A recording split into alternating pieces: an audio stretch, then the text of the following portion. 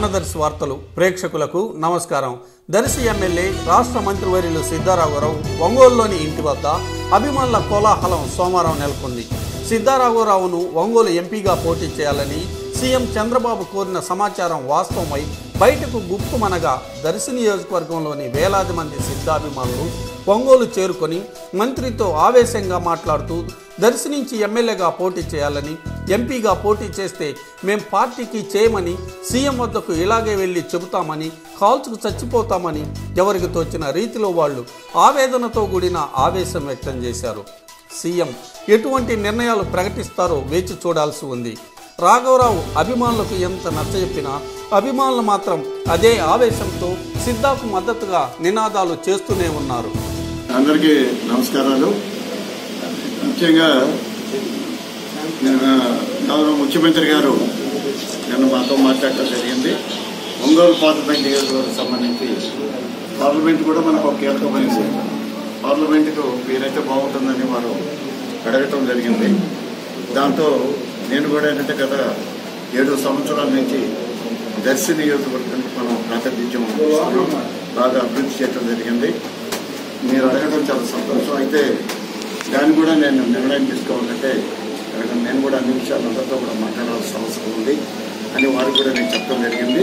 అయితే ముఖ్యమంత్రి గారు ఆలోచించి మీరు చెప్పండి అని చెప్పారు తప్ప మీరు రెండో ఆలోచన లేదు.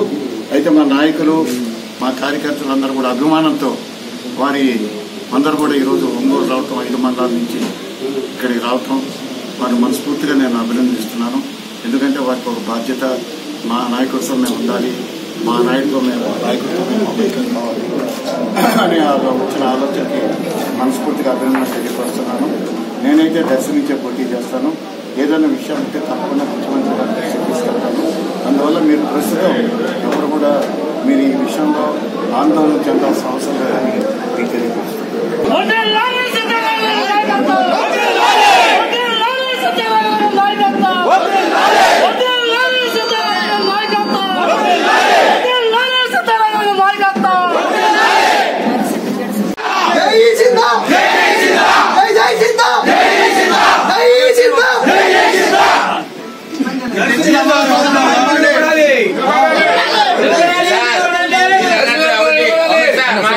మీకోసం మేము ఆడికి వస్తాం సార్, అమరావతి సీఎం గారి కాడికి.